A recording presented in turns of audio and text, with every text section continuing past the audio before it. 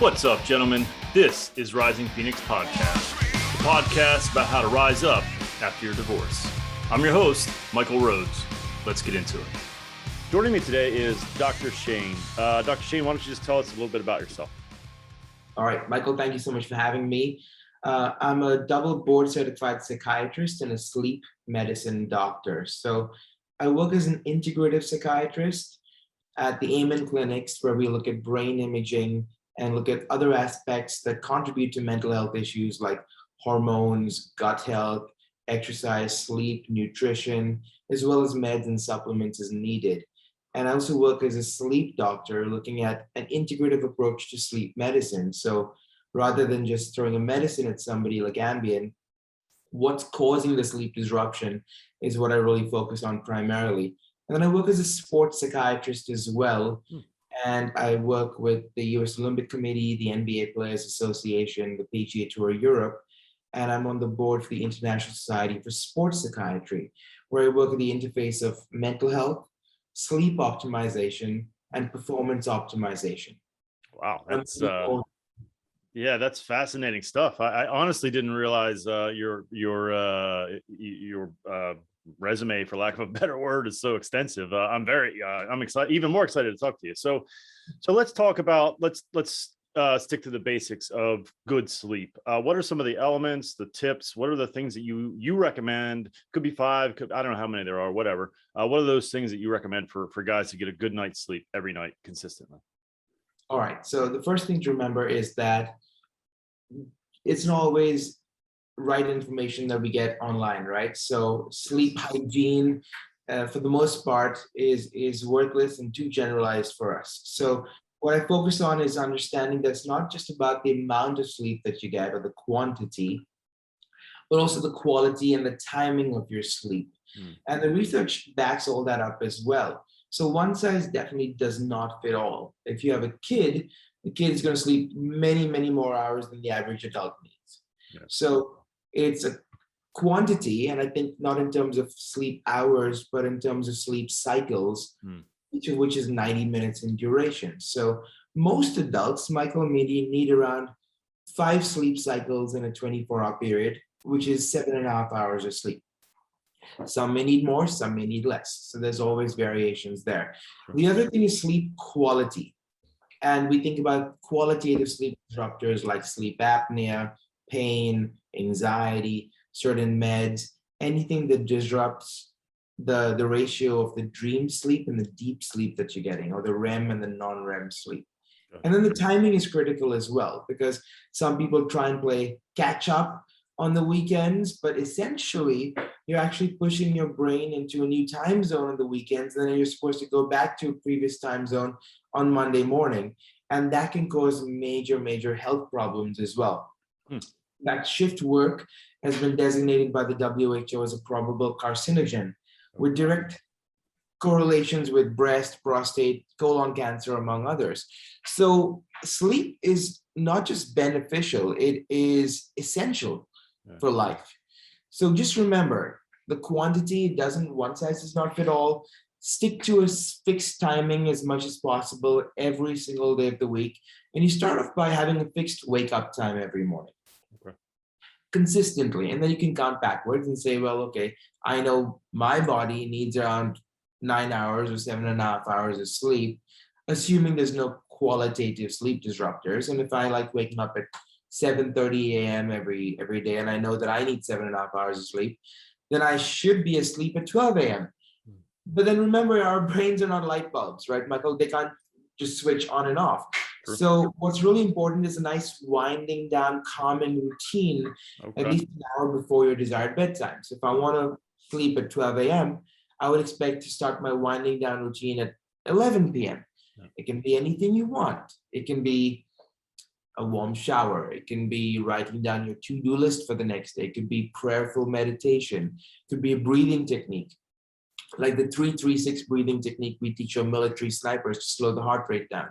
It could be any strategies that your brain likes in order for you to wind down. Nothing activating, nothing exciting on TV, for example, that's going to light up your centers in the brain that make you more alert and more awake.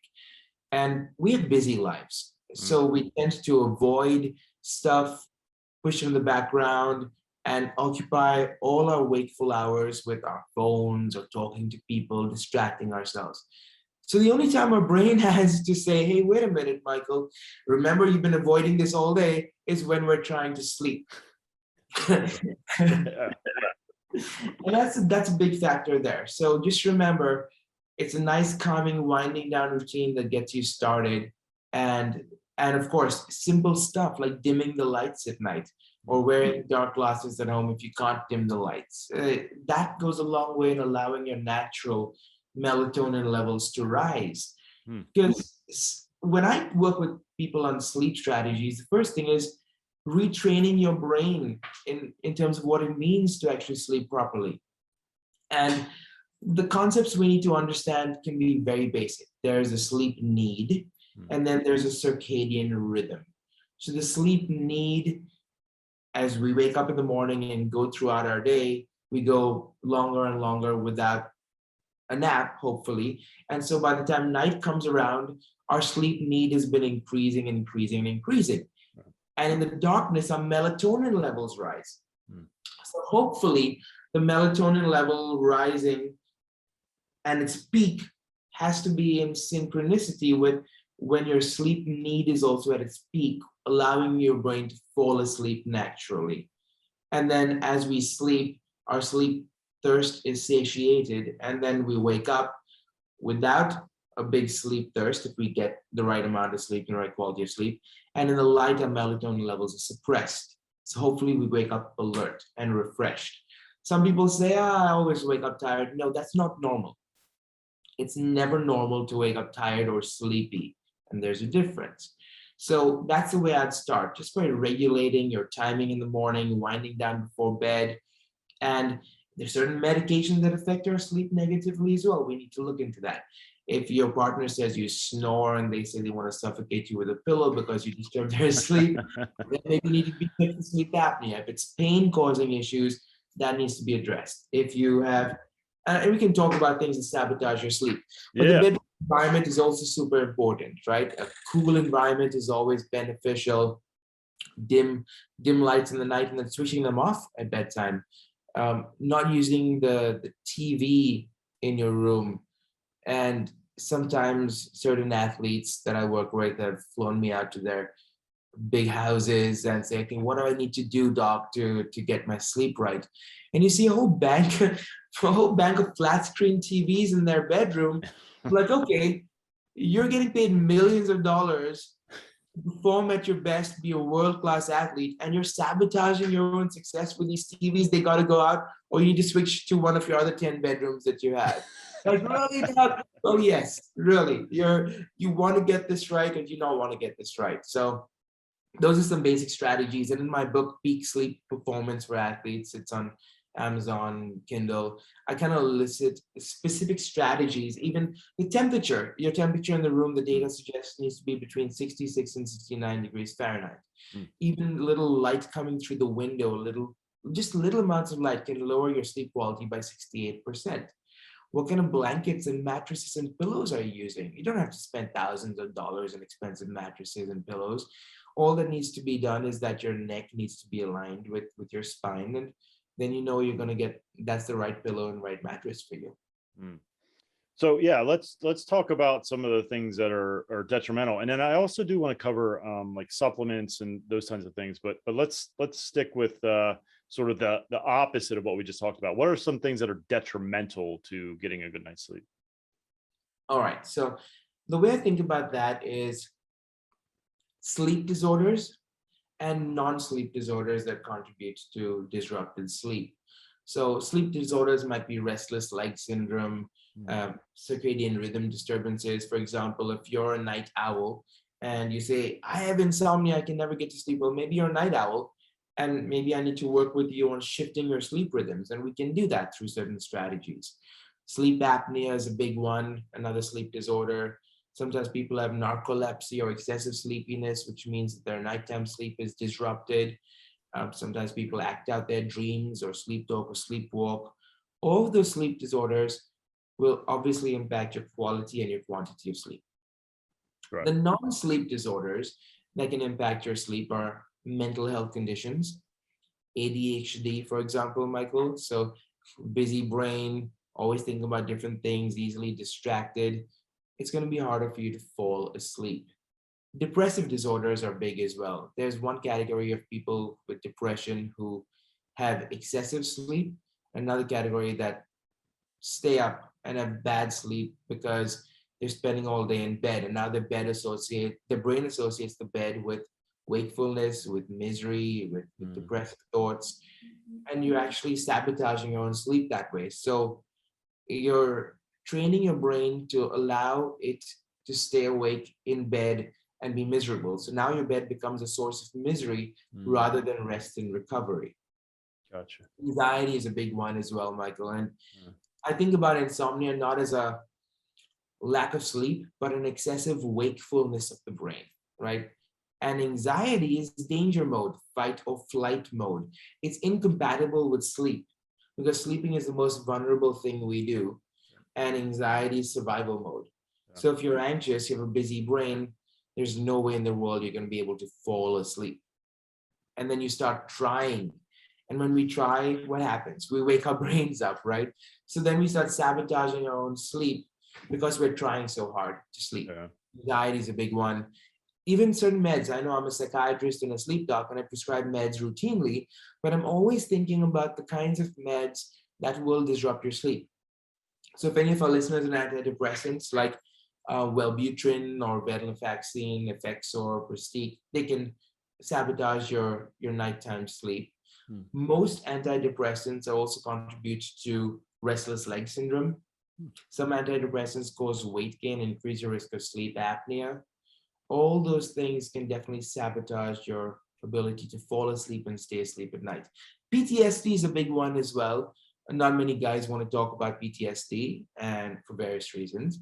It is definitely worth consideration, especially when I used to work at the VA, and I loved working with the veterans. God bless them, and everything that they do. If there's any listeners out there as well, it's so hard for them to kind of reconcile what they experienced with their current lives, and it takes a toll because if your defenses are up, it's very hard for you to be vulnerable and connect with your spouse and partner. And a lot of the time I was working on couples therapy as well, and helping their spouses understand what it means to be in this constant frozen mode from fight or flight mode.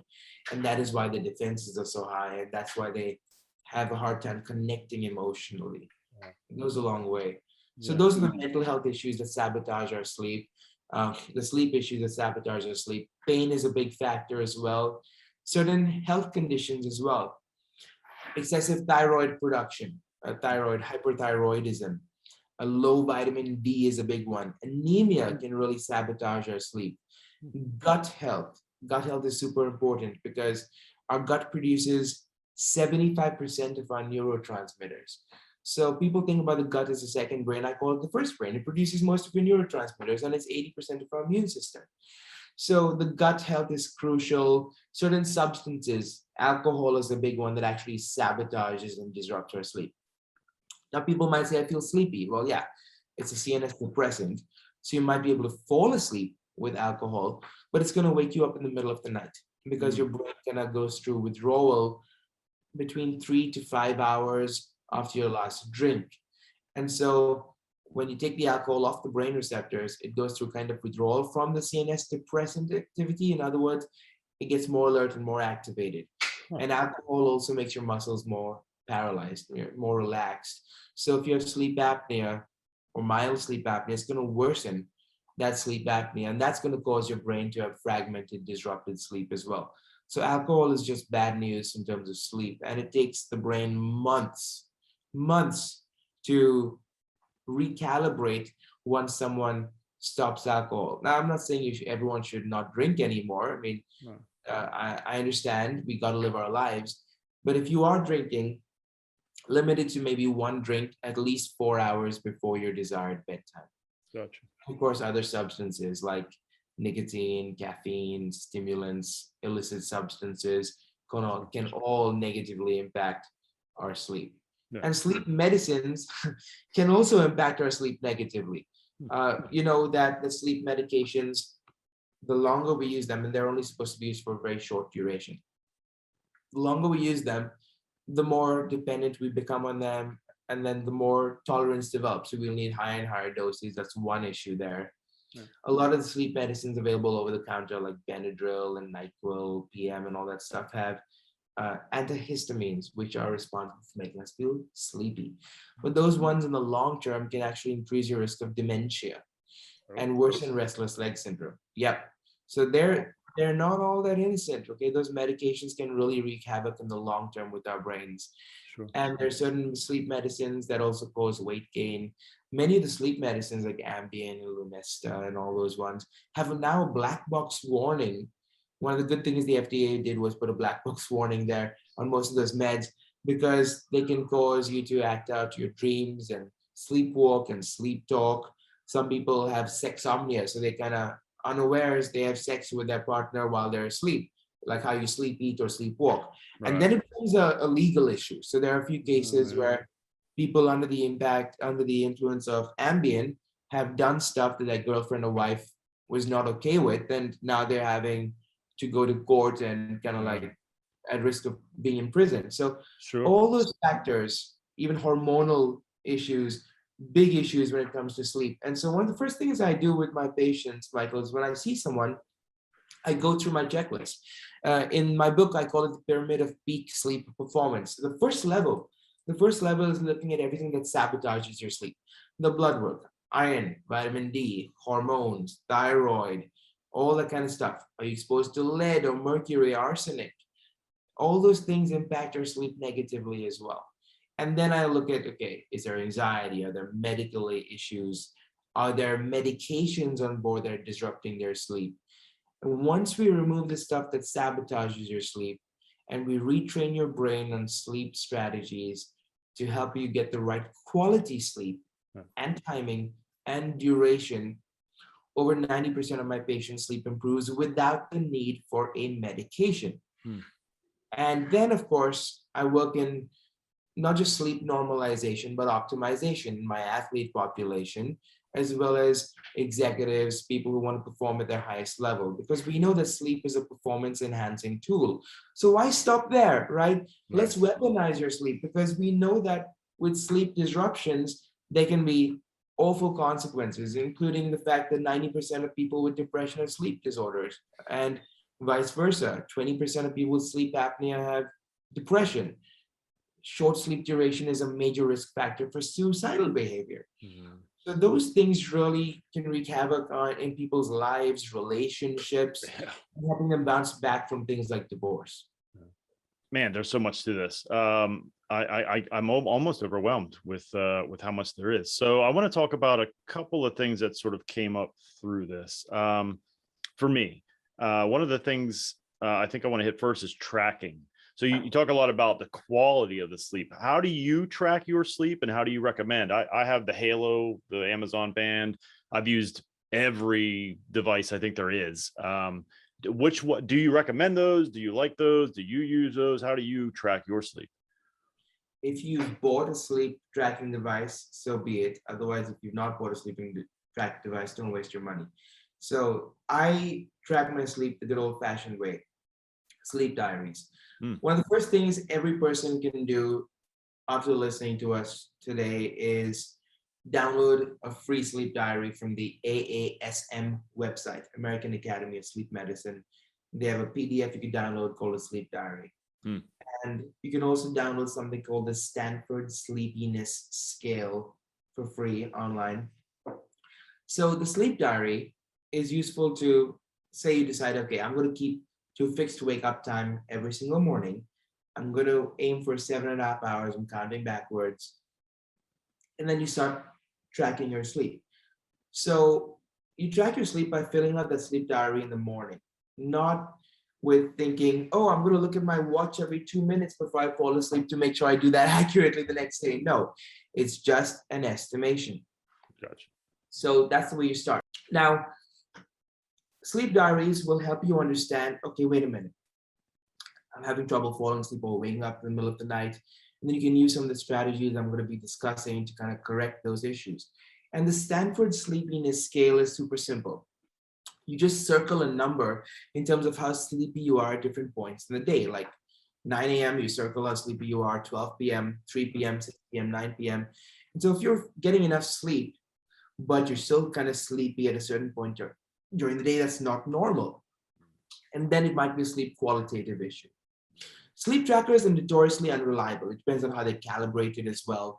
A few years ago, there was a study done on the top 10 fitness sleep trackers, and they found that in terms of detecting dream sleep versus deep sleep, they were accurate 3 out of 10 times, which is worse than flipping a coin.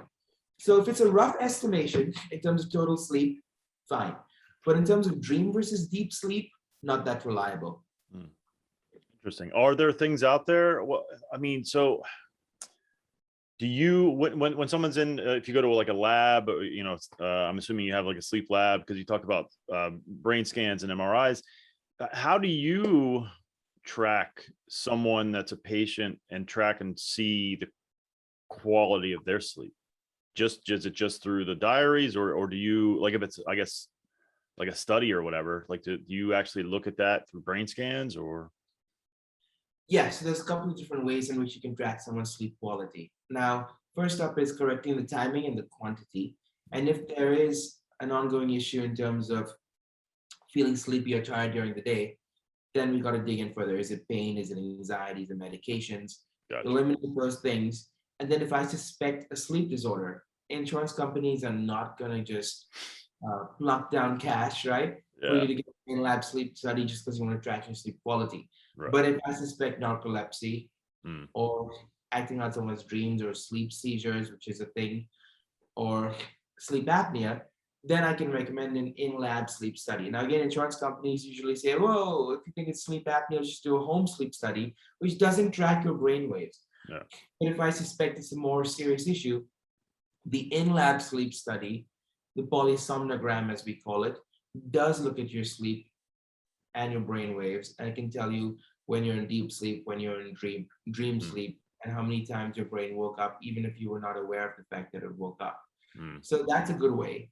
The scans that we do at Amen Clinics with Dr. Daniel Amen are functional blood flow imaging studies. So they're different from CTs and MRIs. So we use that. He did the first imaging study on NFL athletes in 2009, and we've seen concussion patterns, and the same patterns we see with my concussed patients are the same patterns we see in people with chronic sleep problems. Wow. And the same patterns we see with chronic alcohol use. So Michael, the way I describe it to my patients, and we look at the brain scans and you see it's pretty clear. Yeah. Being sleep deprived every night or drinking a lot of alcohol every night is basically concussing your brain every single day. Wow.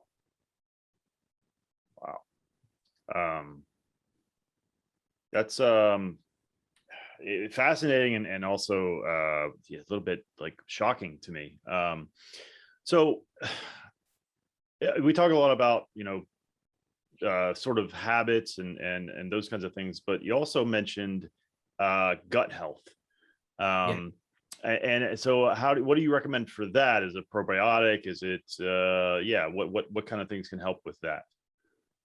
Okay, so let me just back up a little bit and explain why the gut health is important for your sleep, so we know what we're dealing with, right? So I said the gut produces 75% of your neurotransmitters. Neurotransmitters like serotonin, dopamine, adrenaline, which are crucial for regulating our sleep and wakefulness.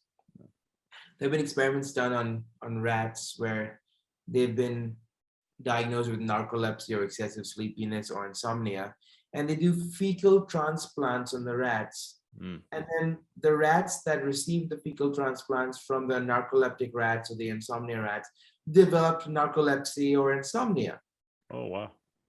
So you see what a profound impact that the gut has. And why is that? Because the gut has all these nerve endings and direct connections to our brain, like the vagus nerve, the 10th cranial nerve is direct connections with the gut.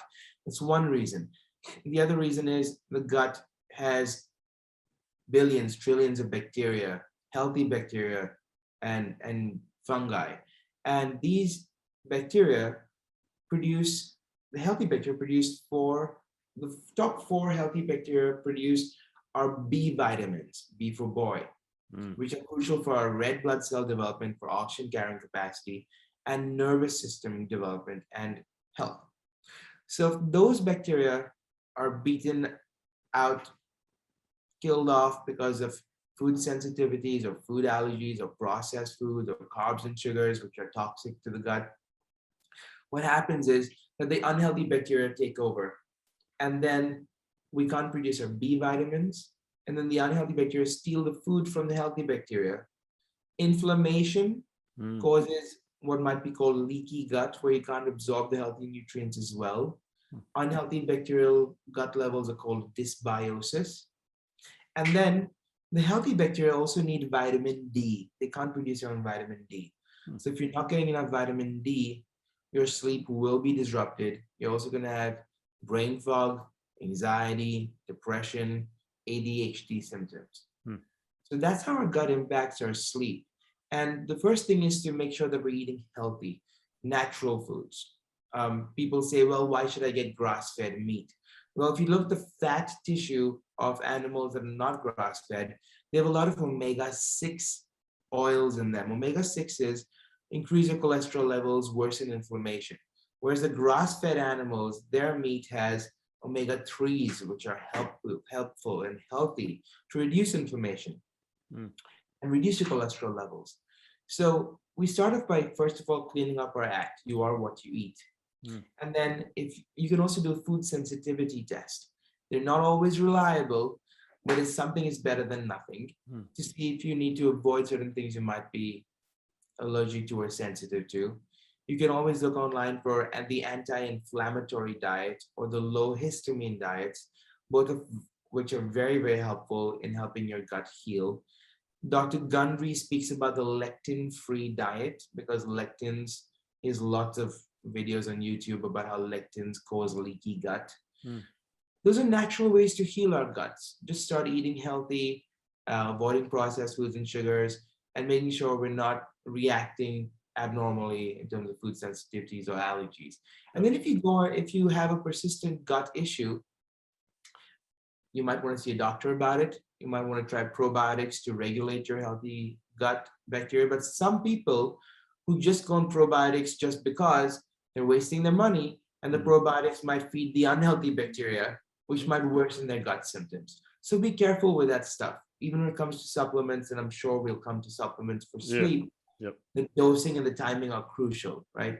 So don't go out and just buy up CVS's stock of melatonin. Right. Probably a bad way to go. Yeah. So a little knowledge can be a dangerous thing. We need to be very precise, right, with our bodies.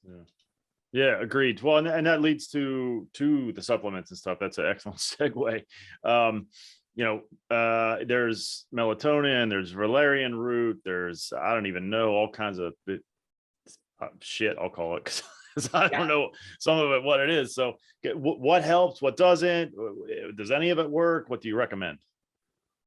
Okay, so just like medicines, training, nutrition, supplements need to be taken as a prescription would be, with the clear understanding of the dosing, the timing, possible side effects, and also the interactions of one supplement with another supplement, one supplement with a medication as well.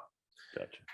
The first step is make sure you're getting from a trusted manufacturer, right? A lot of the stuff that's stocked in our regular pharmacies is sourced from China and other places, and you really don't know what you're getting. There was another study done on common melatonin available in pharmacies, and they looked at when the manufacturers claimed there was 3 milligrams of melatonin, 10 different manufacturers. The actual amount of melatonin varied between 0 to 30 milligrams. Good. Yeah. So be careful with the kind of supplement company you're going with. So BrainMD is a company that Dr. Amen has started, and I designed a sleep supplement for them called Put Me to Sleep. They make good quality products. Orthomolecular is another good company. Swanson is a good company. Thorne is a good company. Pure Encapsulations. I don't get any kickbacks from any of them. Okay. The only thing I got paid for was the sleep supplement I designed for BrainMD. So full disclosure there. But those are good companies that have good products, and you can trust what you're getting is accurate, right? So that's the first step. Get good quality supplements. And you know that a supplement is not going to fix something like a chronic alcohol problem, and then you expect a supplement to deal with it. No. Or severe anxiety. So the underlying factors need to be dealt with first and foremost, like we were discussing already. And then when you are taking a supplement, we need to figure out what we're trying to treat over here. Is it trouble falling asleep? Is it a busy brain? Is it trouble staying asleep? Is it waking up feeling groggy? Then we think about the best kind of supplement. So I'll just tell you about my top 10 top 10 favorite supplements, and I'll talk about some dosing and why I think those might be helpful. How's that? Great. Yeah, it sounds awesome. Okay, good. So since I was talking about melatonin, I'll start with melatonin. Melatonin is not supposed to knock you out. That's a fallacy. It's only supposed to nudge your brain into sleepiness. So it's as effective as switching the lights off. 3 milligrams of melatonin in a supplement form increases the peak melatonin levels in your blood to 10 times those of normal. So 3 milligrams goes a long way. Wow. Okay. And it's supposed to be taken 60 to 90 minutes before your desired bedtime. So given the example earlier, if someone needs 7.5 hours of sleep, waking up at 7:30 in the morning, going to sleep at 12 a.m., take that melatonin, less than 3 milligrams, if you're having trouble falling asleep, at 11 p.m. or 10:30 p.m. Because if you take it right before bed, you lie in bed for an hour saying, oh, this is crap, this isn't working. They lied. No, it's because you took it at the wrong time. Gotcha. Just remember that low doses are the right way to go with melatonin. Gotcha. The other supplement I really like is 5-HTP. 5-HTP can be taken in doses anywhere from between 150 milligrams all the way to even 1,000 milligrams or 2,000 milligrams. But again, start with the lowest dose possible and slowly increase to see what works for you.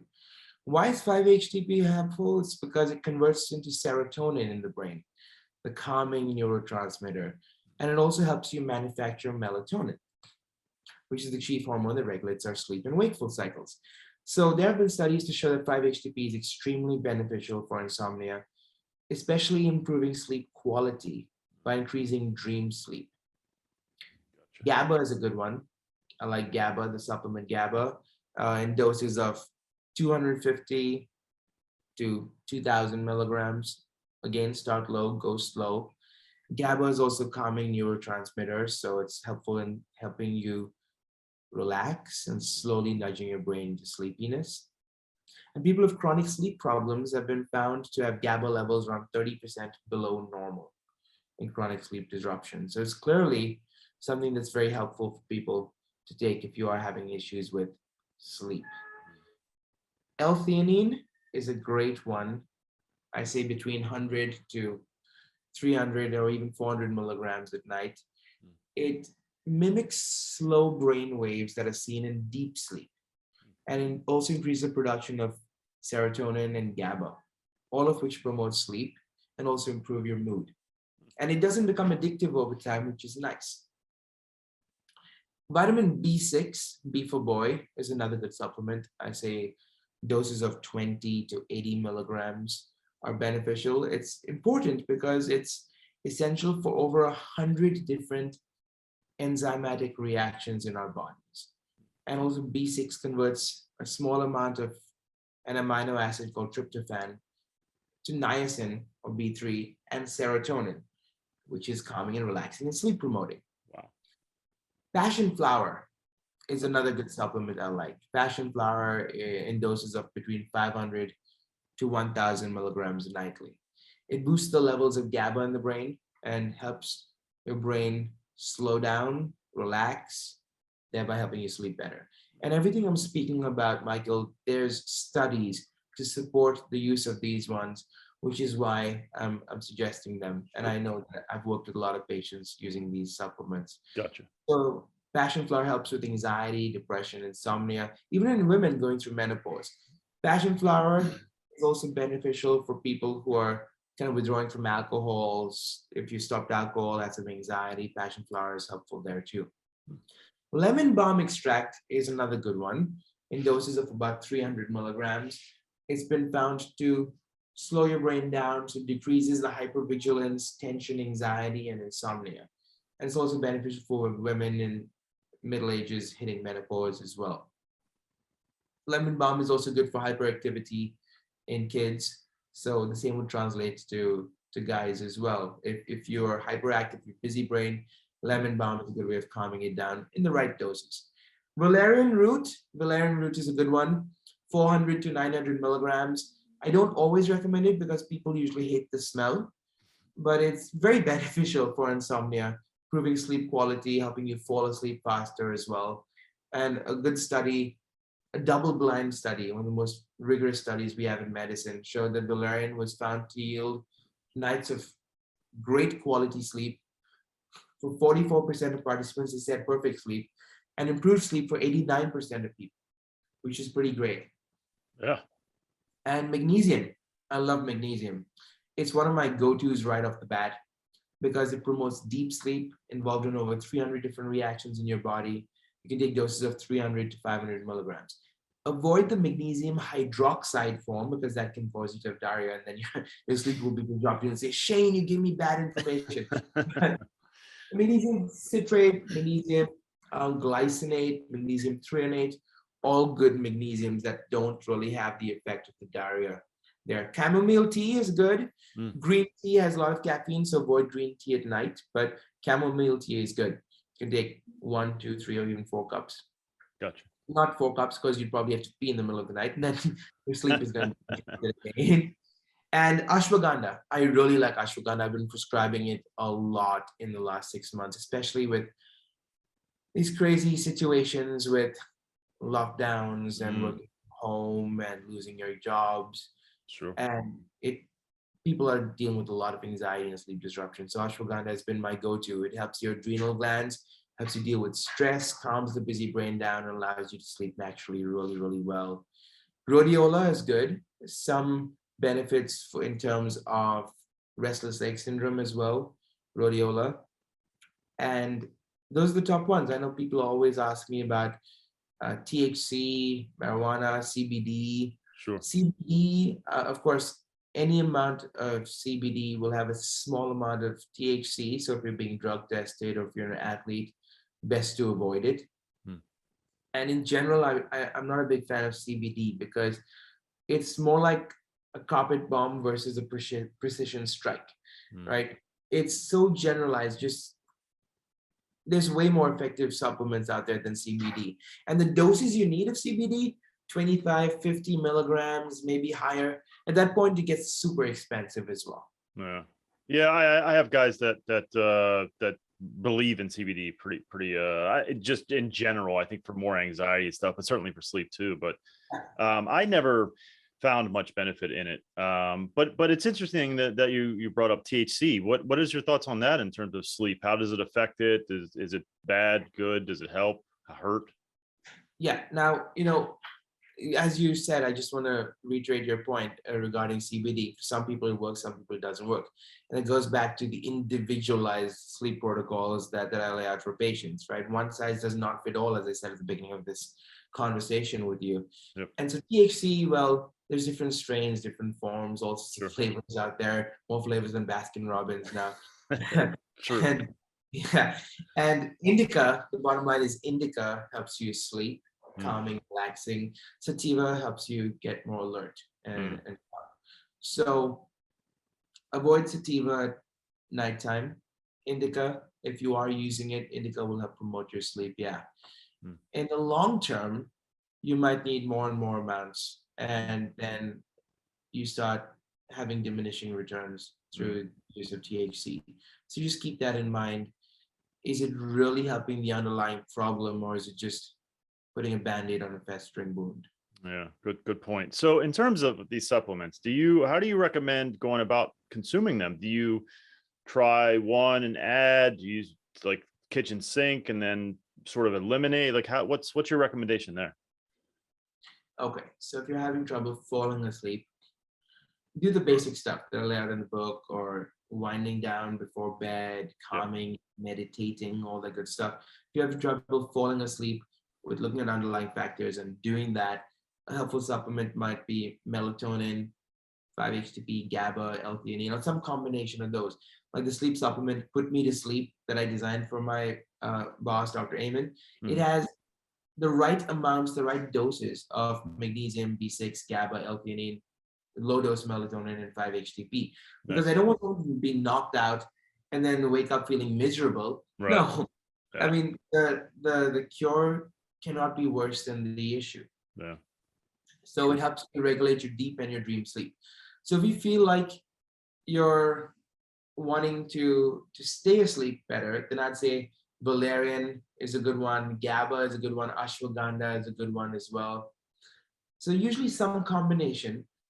And if you want to go with something that's the safest, I'd say start with the safest with the least amount of side effects, and then you can build on that. So I'd go with magnesium, I'd go with ashwagandha, I'd go with GABA, L-theanine, and then see what combination works best along with the other strategies. I keep saying along with the other strategies because people just want quick fixes, but you're not doing yourself any favors that way. Yeah, true. So let's talk quick fixes in terms of you mentioned busy brain, anxiety, PTSD, which I think, quite frankly, divorce causes PTSD, especially an unwanted divorce.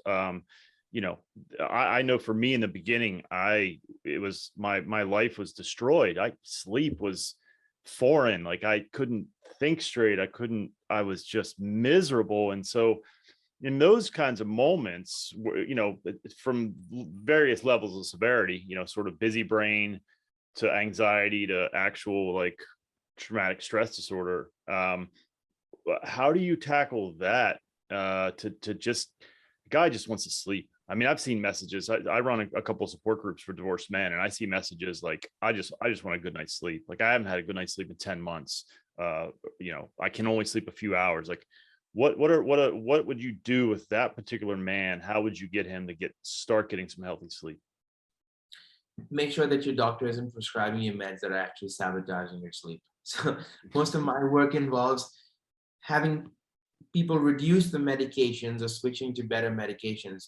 People come to me with boatloads of meds, one med treating the side effect of the other med, it becomes a shit show.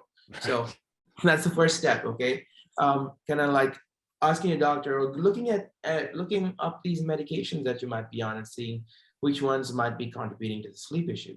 The other one is making sure vitamin D levels are good, your thyroid levels are good, some basic blood work there, anemia is not an issue, and which can contribute to anxiety and busy brains. Alcohol use needs to be reduced or eliminated, at least if you want to retrain your brain to sleep. And then for the busy brain, for the anxious person, for the depressed person, there are some strategies that we can incorporate to make your life easier. The first thing is avoid your room and avoid the bed unless it is time for you to sleep at the end of that winding down routine at night. Because, Michael, unfortunately, our bedrooms and beds have become extensions of our living rooms now, and that's really not the way it was supposed to be. Look at cavemen. Caves didn't have windows, they didn't have flat screen TVs, right? Bright lights during the night are going to reduce your melatonin levels, dimming the lights. Mindfulness meditation or prayerful meditation is a great way to train your brain. There's so many good apps now. There's YouTube resources for guided meditation, the Calm app, the 10% Happier app, the Breathe to Relax app, Headspace, all good apps as well, just to listen to and train your brain. Not listening to them in bed, but as part of your winding down routine outside of bed before you get into the bed when you're sleepy. Interesting. Okay. Yeah. One of the biggest factors here is trying too hard. Yeah. Letting go of the sleep effort is something that's extremely hard to do, especially for the athletes and high functioning people that I work with. Because the harder you try with sleep, the more likely you are to fail. So it's about letting go. Viktor Frankl spoke about that in his book, Man's Search for Meaning, where he spoke about paradoxical intent. He said, let's have fun with it. go to bed thinking, haha, let me see tomorrow in my sleep diary if I break my record for how little sleep I had this night, right?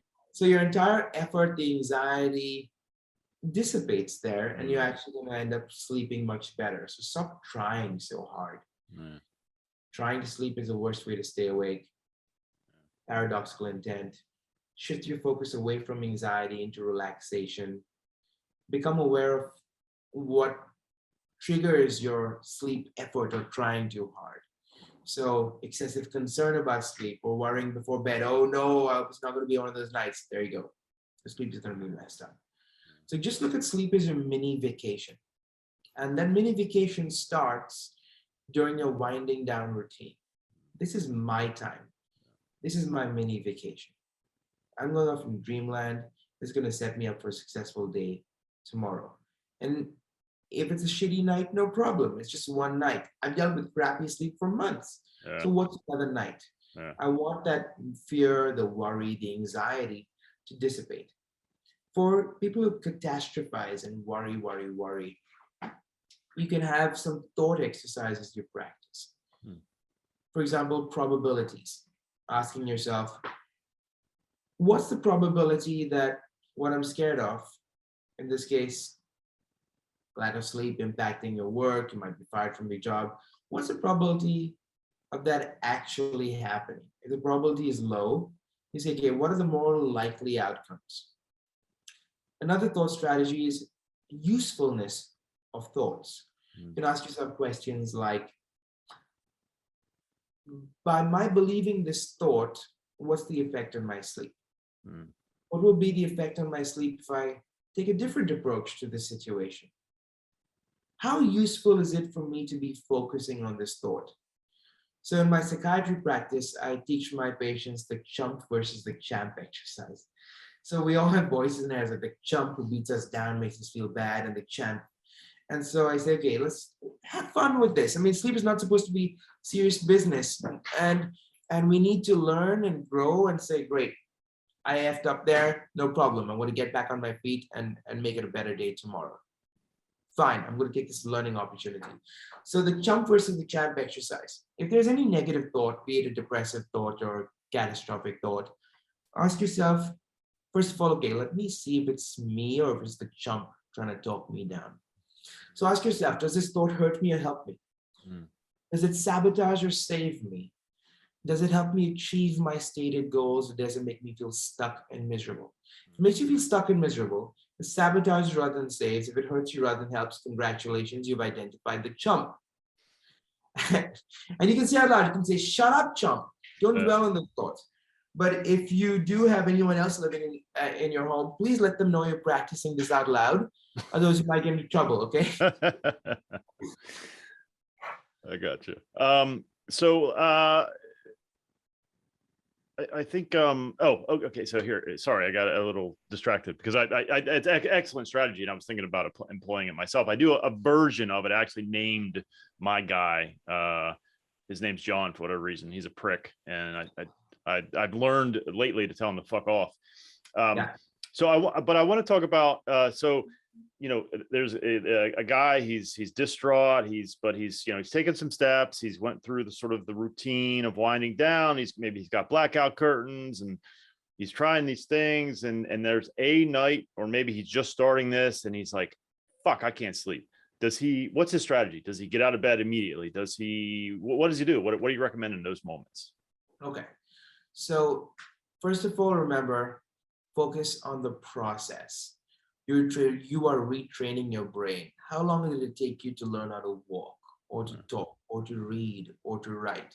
Give yourself a fucking break, okay? I mean, we're way too hard on ourselves, let's be honest. Yeah, we And definitely are. We can't be too lackadaisical as well and say, oh, I'm just going to sit on my ass, expect everything fall on my lap and play the victim. No victim, no victimhood, no virtue signaling, none of that crap, okay?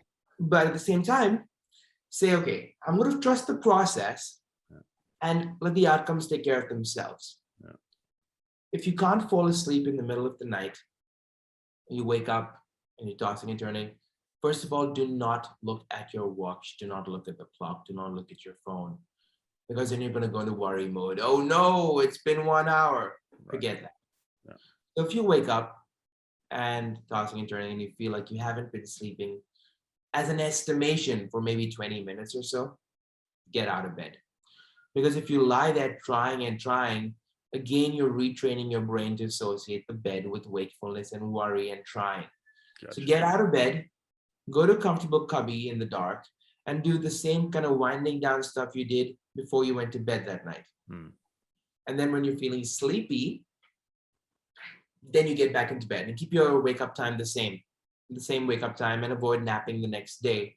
Because guess what? Your sleep thirst is going to be much more because you were sleep deprived. Yeah. And then if you start the winding down routine and then you fall asleep, your brain is going to try and consolidate and make up for that sleep in the middle of the night. So gradually, the window of wakefulness in the middle of the night will be getting smaller. Interesting. It's a matter of training. It's a matter of consistency, isn't it? Like setting something and just sticking to it, right? I mean, that's how you're going to get to where you want. And you're going to have nights that it doesn't work out exactly or whatever, right? And so, but if you have that routine, it's something to sort of lean on, and something to sort of guide you no matter what. Absolutely. So follow those processes. And also, even before you start your journey of improvement in any aspect of our lives, first of all, get some baseline measurements. Yeah. Figure out why the hell you want to do it in the first place. What's it going to do for you? Right. What is in the big picture? Well, no, they say I need 8 hours of sleep. No, forget that. What is in it for you? Yeah. What do you want? Do you want a better quality of life? Do you want to wake up feeling refreshed? Yeah. Do you want to perform better at work? Do you want to be better in terms of social interactions? Do you want to have the confidence to ask the lady out at the gym every time you go work out? What is in it for you? And when we know what's in it for ourselves, then we're more motivated to say, okay, I'm willing to overcome these barriers. I'm willing to work through this process because that's what I'm aiming for. Yeah. That's my lighthouse, right? Yeah. Yeah. Then we can set our sails through the stormy sea of miserable insomnia toward a better version of ourselves for ourselves, first of all, and our loved ones. Because if you're not a good version for yourself, you're not going to be there for your loved ones either. Yeah, that's awesome. I love that analogy. Find your lighthouse. That's beautiful. I love it. One of the things that just popped into my head is exercise. So I am, by definition, I would say a night owl, and sometimes I'm working out at midnight because I don't know. That's just sometimes what I do. I know that it's not helpful, so we don't have to talk about that. But what is helpful, and is it different for everyone? Like, should you work out in the morning? Should you work out in the afternoon, in the evening? How long? How intense? Like, what lends itself to aid in your sleep goals? Is it cardio, weights? Like, what does the data say about exercise and sleep? This is my bread and butter. This is what I do. So I could go on for hours, but the bottom line is, unless you are an elite athlete, you don't need to engage in strenuous, rigorous, high-intensity exercise, unless you want to.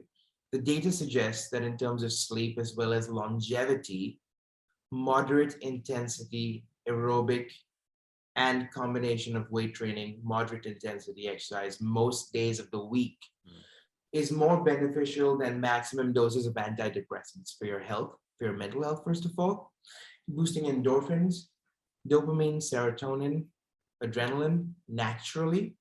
And we've seen comparative studies as well on all that information. Of course, they're not going to advertise the fact that exercising 30 minutes moderate intensity is way better than maximum doses of Zoloft or Effexor, because where's the money in that for pharma companies, right?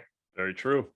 So just remember, moderate intensity exercise. What's moderate intensity exercise? So if you take the number 220, subtract your age, so for 20 years old, that's 200. 75 to 85% of 200 is going to be a target heart rate for 30 minutes most days of the week. You do that, you're getting your brain's needs met adequately. Of course, if you have some health conditions and stuff like that, you've got to be more careful and then work with a trainer. But that's the rule of thumb: moderate intensity exercise most days of the week. And of course, that amount of exercise also stabilizes our deep sleep or non-REM sleep. And ideally, avoid exercising at least 3 hours or 4 hours before your desired bedtime because your adrenaline is pumping. That's what happens with some of my NBA guys who have night games, right? They have insomnia the next day because they can't, I mean, that same night because they really can't relax and calm down. Testosterone, adrenaline is going through the roof. So Yeah. that's where mindfulness, meditation, calming supplements, neurofeedback are all very beneficial in calming your brain down quickly if you have to exercise in the evening and there's nothing else you can do about it. Otherwise, the right kinds of exercise at nighttime tend to be stretches, yoga, actually sleep promoting. So if you want to do something at night, stretching, yoga, great. Aerobic exercise, better for earlier in the day. Gotcha. Well, Dr. Shane, I want to thank you, man. We have one last question, but man, this was amazing. Thank you. You are a wealth of knowledge, sir. I really appreciate this so much. Yeah, and the last question I ask everyone is to impart words of wisdom onto a man who has just started his divorce process. Now, I don't know if you have any familiarities of going through a divorce. If I'm sure you probably have family members or something of that nature, so you can probably relate in some kind of way. But what words of wisdom would you impart onto that man who has just been served papers or been told to move out, or she has moved out? Like what things would you say to him? Yeah. First of all, it's really hard to give any kind of advice to someone who's going through major loss and grief. Yeah. Divorce is one of the most stressful, devastating things that ever happened to us in our lives. True. So I've never been through divorce and I've been married thus far, but I've gone through very painful breakups. And as a psychiatrist, I've worked with a lot of people who have been going through divorce and have been divorced and are in bad marriages. First of all, remember that it's better to be single rather than be in an unhealthy marriage. Yeah. And bad times are temporary, just as good times are temporary. So it's an emotional tsunami at that point in time, but tsunamis are not permanent. That's the good news. Yeah. Loss is nothing but change. And as they say, change is nature's delight. So unfortunately, every relationship will end through death or divorce, whatever comes first. Yeah. That's the harsh reality of it, right? But yet we are vulnerable, yet we love, yet we want to prioritize because that is who we are. Important to remember to not lose yourself through this process, because in long-term relationships and marriage, our role as a husband can become our identity. Yes. Right? And that's important to remember. Without that role, people's sense of identity falls apart. That leads to depression. Just remember, it's a learning opportunity. There's no failure, only feedback as long as you consider it a learning opportunity. Yeah. And you don't need to carry the emotional baggage with us as we climb up the mountain of destiny. We can take the learnings from those bad times and learnings from the good times as well. But we tend to only dwell on the learnings from the bad times, or we beat ourselves up too much, right? True. We can learn from the good times too. Think about the stuff you did right in the relationship. Think about the stuff you did right in the previous relationship. And think about what you might do better in the future for yourself as a man, as an individual on your own journey. And then you lay the foundation for perhaps a meaningful relationship with someone down the line if that's what you want. So be grateful. Be grateful for the learnings, the growth, and sharing that life's path for however many years you did with a person that you learned a lot from and you grew with. And give yourself time. Give yourself time during the divorce and after the divorce. Some people say, oh, just jump on a dating app and meet a bunch of women. Sure, yeah, if it works for you, great. But it's often a way of avoiding the learnings that we have. So that's a narrow window of opportunity to sit down with yourself, maybe sit with a counselor. The Buddhists talk about it being the Kamal phase, right? The part between the death of oneself and your rebirth, or in this case, the death of one aspect of your life and its rebirth. And that's a great, great learning opportunity. Yeah. Khalil Gibran once said, even as love crowns you, so shall he crucify you. And even as he's for your growth, so he is for your pruning. So this is learning. It gets better. It's temporary. And the best is yet to come. Oh, man. Thank you so much, Dr. Shane. That was Oof, that made me emotional, man. That was really beautiful. Thank you very much for that. I can't thank you enough. How do people find you out on the World Wide Web? Well, yeah, my website is Creado.com. My professional Instagram handle is Peak Sleep Performance. And the book is available, Peak Sleep Performance is available on Amazon and Kindle as well. You can reach me through Instagram DMs, email me through my website. And I look forward to hearing from anyone who has any questions based on what they heard today, or if they need any help in the mental health or sleep realm, I'm there. It's been an absolute pleasure. I'm so grateful for this time. Michael, thank you. Yeah, thank you. I appreciate it. Take care. Got it. Thank you so much for watching and or listening. Thank you to Nick Coyle and Lifer for allowing me to use their song, Born Again, which you're hearing now and at the intro to the podcast. Thank you to Justin Dulahanty and all of my brothers at the Alpha Code. Please visit the website, risingphoenixpodcast.com, to connect with me and other like-minded men who are looking to thrive and grow after their divorce. And remember to surround yourself with people who add value to your life, who challenge you to be greater than you were yesterday, who sprinkle magic into your existence like you do to theirs. Life is not meant to be done alone. Find your tribe. Take care.